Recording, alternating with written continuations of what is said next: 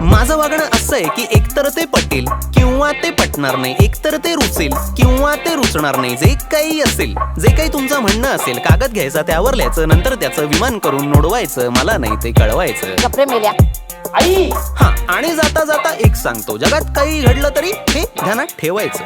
काय? माझ्याशी नीट बोलायचं, माझ्याशी नीट बोलायचं.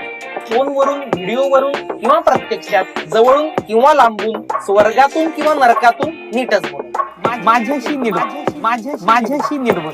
सोबत माझ्याशी नीट बोलायचं बोललेलो की आता ऍड करतो माझ्याशी नीट वागायचं सुद्धा. Hello, is this Elon? Elon? Elon? Elon? Elon?